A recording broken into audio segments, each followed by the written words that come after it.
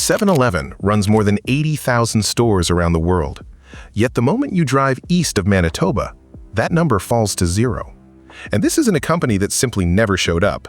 7-Eleven has been selling Slurpees in Canada since 1969. This is a retreat. The company that forced it began as a single late-night corner store in a Montreal suburb. And in the summer of 2024, that same company walked into Tokyo and tried to buy 7-Eleven's Japanese parent for roughly $47 billion. So the real story here isn't why the giant gave up on the East. It's stranger than that. It's the question of what it takes to build a wall so high that the biggest convenience chain on Earth runs the numbers, looks at half of Canada, and quietly walks away. That wall has a name. It was built by a man who, as a boy, watched his father lose everything and decided he never would. This is the Maple Memo. Pull up a map of every 7-Eleven in Canada and try to find one east of Manitoba. You won't. Not one in Quebec, not one in Nova Scotia, not one in Newfoundland. Out west, it's the opposite. The brand is Oxygen. Alberta alone holds about 227 of them, roughly 42% of the whole Canadian network, and British Columbia adds another 175. Then Ontario, the most populous province in the country and the engine of its economy, scrapes together just 57. And if you grew up out east, that emptiness never felt strange. The store on your corner was a Circle K or a dépanneur, the one with the coffee that had sat a little too long and the clerk who knew your order. You weren't feeling the absence of 7-Eleven. You were living inside the result of a war you never knew was fought. That line down the middle of the country wasn't drawn by accident, and it wasn't drawn by a shortage of cash. 7-Eleven is owned by a Japanese giant with tens of thousands of stores worldwide. It has run in Canada for more than half a century. Its first store opened in Calgary in 1969, and its Canadian head office still sits out in Surrey, British Columbia. A company does not accidentally forget Ontario for 50 years. When an operation that size stops dead at a provincial line, something structural is holding it back. And here's the part most versions of this story get backwards. People tell it as the tale of a global giant that failed. The more interesting version runs the other way. The company that walled 7-Eleven out of the East is called Alimentation Couche-Tard, and it's the one that flew to Tokyo. A chain born in suburban Montreal grew dense enough to make the world's largest convenience giant retreat from half a country, then turned around and tried to buy it outright. The puzzle worth solving is how a single corner store pulled that off. To find the first brick in that wall, go back to 1980 and to the man who laid it. Alain Bouchard was born in Chicoutimi, in the Saguenay, in 1949, one of 6 children. When he was young, his father's excavation company went bankrupt. Not a slow fade, a collapse. Bouchard has said that failure is what set him, once and for all, against ever being financially helpless again. He learned the trade from the floor up, as a boy stocking shelves in his brother's Perrette milk store. Stock rotation, customer flow, the rhythm of a neighborhood shop. Then in 1980, at 31, he put everything into one convenience store in Laval, just north of Montreal. He gave it a name that told you exactly who it was for: Couche-Tard. In English, roughly, the one who stays up late, the night owl. While the traditional corner stores around him locked their doors in the early evening, Bouchard kept his lights burning. And that owl was more than branding. When Couche-Tard later absorbed a Quebec chain called Provi-Soir, it took Provi-Soir's owl as its own, making itself the creature that owns the dark hours. Hold that image, because in a few years, an American giant is going to arrive, claiming it invented the store that never sleeps. And it's going to collide with a company that had already made the night its entire identity. But the sign wasn't the real weapon, the dépanneur was. That word carries weight. It comes from the French dépanner, to get someone out of a bind, and in Quebec, the dépanneur is a genuine institution. It also came with a legal edge the rest of the country spent decades without. Quebec's corner stores have been allowed to sell beer and wine for roughly 50 years. And here's the question 7-Eleven never solved. Why not just copy it? Because it couldn't. Picture the same year in Ontario. The corner store down the street is selling long-sat coffee and day-old sandwiches, and by law it cannot put a single bottle of beer or wine on the shelf to stay afloat. By the estimate of the Convenience Industry Council of Canada, roughly 80% of a dépanneur's sales come from lottery tickets, cigarettes, and beer. Ontario only handed its convenience stores that same right in September of 2024. So Quebec's corner stores had something close to a 50-year head start, and Bouchard was built on top of it. When the most profitable things on your shelf are the ones the law won't let your rivals carry, you aren't really running a corner store anymore. You're running a small, protected business built on human habit. Quebec has around 6,000 of them, and Bouchard read that culture better than anyone alive. So he built his company on an idea that ran exactly opposite to the American playbook. Instead of stamping one uniform brand across everything he bought, he kept the local names, the local mascots, the local managers. He understood a sterile, identical, everywhere American box would be rejected by customers loyal to the shop on their own corner. In his biography, Daring to Succeed, he called that hyper-local instinct the company's DNA, the thing that let them build everything else. And this is where one quiet concept enters the story and never leaves: route density. In plain terms, how many of your stores sit close enough together that a single truck can restock a dozen of them in one morning, instead of burning a whole shift driving between far-flung outposts? Hold on to that, because in a few minutes, you're going to watch 7-Eleven's math break on it first. Density like that doesn't appear on its own, and Bouchard didn't build it by opening stores from scratch. He bought them, methodically, one regional chain at a time. In 1985, he picked up 11 stores in Quebec City, the deal that gave the company the Couche-Tard name itself. 2 years later, about 75 Sept Jour stores from Metro Richelieu. In 1993, 54 Max and La Maisonnée locations. In 1994, roughly 86 Perrette stores pulled out of bankruptcy. In 1997, the Provi-Soir network. And in 1999, he swallowed a company called Silcorp for about $220 million, inheriting nearly 1,000 stores across Ontario and the West, including the Beckers and Max chains a whole generation of Ontarians grew up with. Now, look at what he was actually buying. This was never about padding a store count on a spreadsheet. Every one of those deals came with something worth far more than the brand on the sign. It came with leases, premium corner leases on the exact intersections where convenience retail is won or lost. And that matters more than almost anything else in this business, because nobody drives 15 minutes out of their way for a Slurpee. A convenience store lives or dies on being the easiest possible stop the instant someone acts on impulse. Force a driver to swing a hard left across 4 lanes, and they'll skip you for whatever's already sitting on the passenger side of their route. The real asset was never the product on the shelf, it was the corner itself. So by the time 7-Eleven turned east in the 1990s and early 2000s, the good corners were already gone. Couche-Tard held the leases, and you cannot outmarket a location you're not even able to rent. Then there's a second trap, and this one sits on 7-Eleven's own balance sheet. Every single one of its roughly 550 Canadian stores is corporately owned, not franchised. The company runs each one directly, employs about 8,500 people, and headquarters the whole thing in Surrey, British Columbia. That means every weak store is a direct loss on the parent's books, with no franchisee in between to absorb the hit. Couche-Tard ran a mixed model, part corporate, part franchise, so it could spread the risk and reshape a struggling shop to fit its street. One structure maximized control, the other maximized survival. Guess which one you want when you're trying to invade hostile ground. Even if 7-Eleven had somehow secured every corner lease in Ontario, it would have hit a wall no amount of money can move. And before you blame Quebec nationalism or provincial red tape, it's simpler than that. It's the shape of the country itself.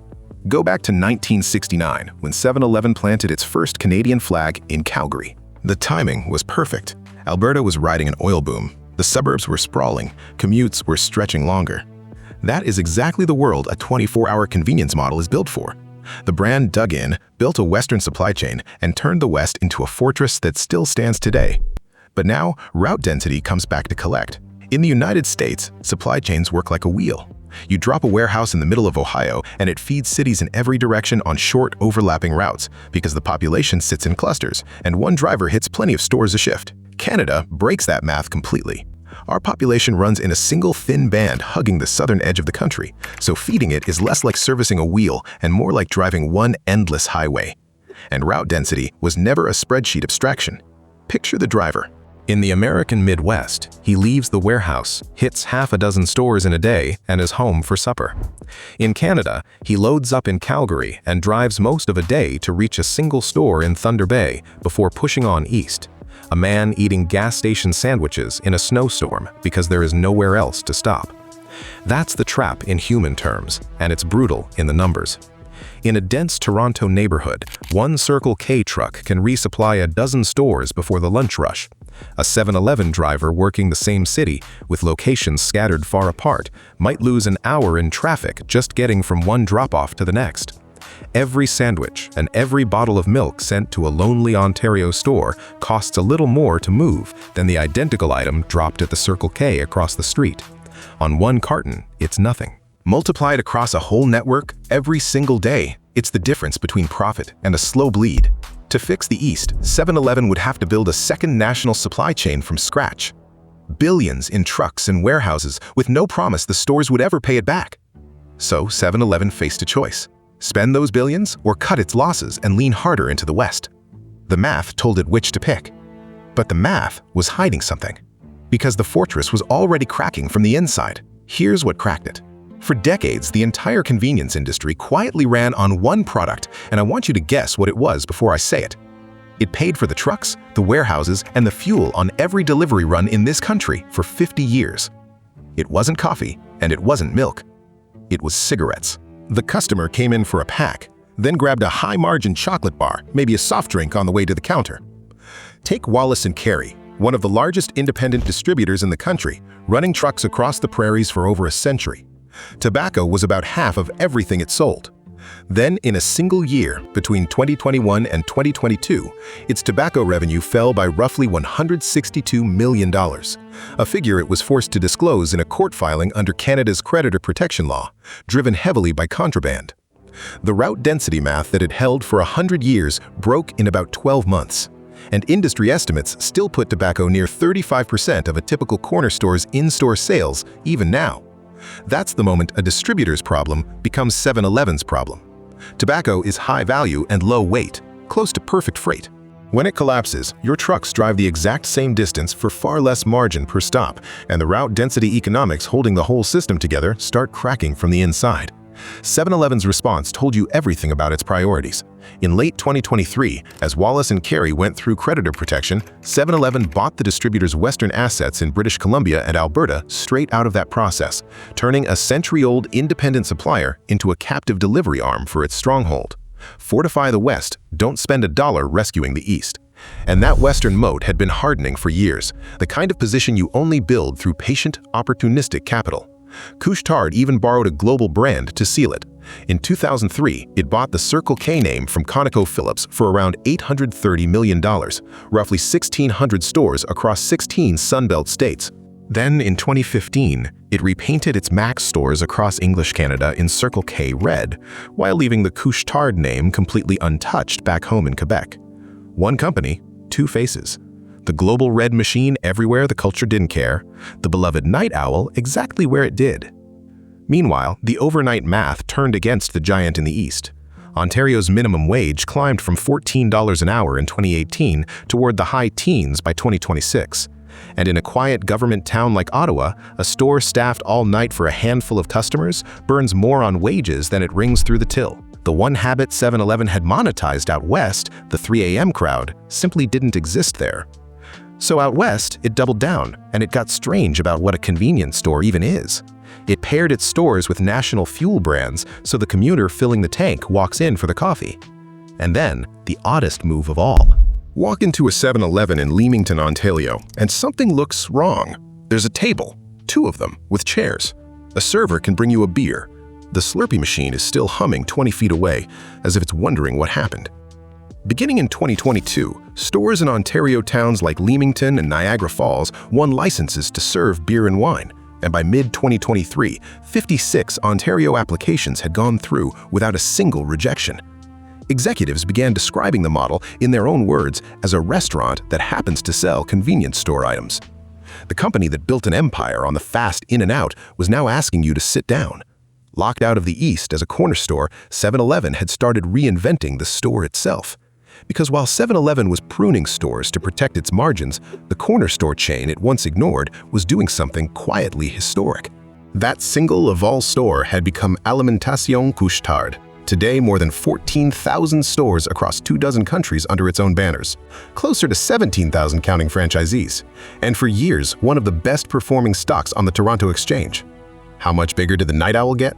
The boy who watched his father lose everything is now worth somewhere around $7.5 billion, and the company he started in one Laval storefront grew into a bigger convenience empire than 7-Eleven runs across most of the world. But here's the twist. Its biggest swings kept missing. In 2020, it chased Caltex Australia, a deal worth around $5.5 billion. The pandemic hit and it fell apart. The next year, it went after Carrefour, the French grocery giant, in a roughly $20 billion bid. And this time, the wall wasn't geography, it was a government. France's finance minister, Bruno Le Maire, publicly killed the deal on food security grounds and sent Bouchard's team home empty-handed. Then came the big one, and understand who was making it. Bouchard had stepped down as chief executive back in 2014. By 2024, he was in his 70s, worth billions, with nothing left to prove. And still, he went to Tokyo one more time. In August of 2024, Couche-Tard approached 7 & I Holdings, 7-Eleven's Japanese parent, at about $14.86 a share. Brushed aside, it raised the offer more than 20% to around $18.19 a share, roughly 7 trillion yen, about $47 billion. That would have ranked as the biggest foreign takeover of a Japanese company ever attempted. On the very same stretch it announced that ambition, it also closed a $1.5 billion deal for GetGo, some 270 stores across the American Midwest and Mid-Atlantic, hunting the king and shopping for groceries in the same breath. The bid dragged on for nearly a year, and in July of 2025, it collapsed. Couche-Tard walked away with a blistering statement, accusing the Japanese side of what it called deliberate obfuscation and stalling.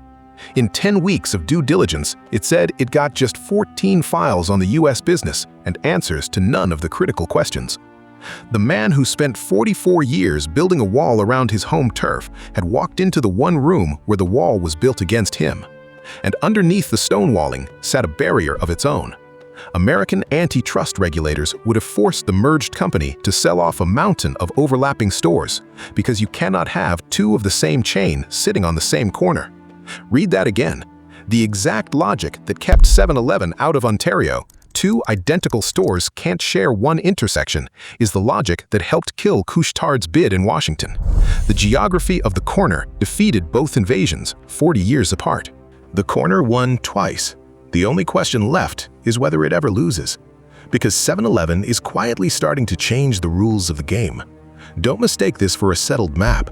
Because back home, the giant Couche-Tard failed to buy is quietly getting smaller. In its 2026 fiscal year, 7 & I plans to close about 645 stores across North America while opening only 205, many of them converted to wholesale fuel. It is pruning even the fortress it once protected, cleaning up its numbers for a stock market debut now pushed to 2027.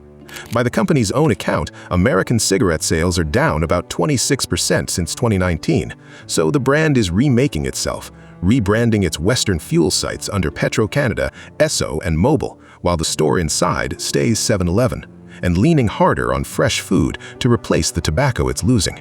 And the eastern door isn't fully shut. 7-Eleven is now openly weighing a move to franchising in Canada, handing local operators the very capital and labor risk that sank its corporate model out east. If it can offload the economics that broke it, the war Bouchard thought he'd won could quietly reopen. So what do you think? Did 7-Eleven make the smart, disciplined call by fencing itself into a profitable West? Or did it hand Alain Bouchard half a country without a real fight? And be honest with me, were you a late-night Slurpee kid out west? Or has it only ever been Circle K where you live? Drop it in the comments, I read them. Because Couche-Tard is the rare Canadian story where the underdog won. Next time, we look at the opposite. A Canadian name that stood on top of the world, owned the future everyone else was chasing, and then let it slip away, one decision at a time. You already know the ending. What you probably don't know is how avoidable the whole thing was. Until then, stay sharp.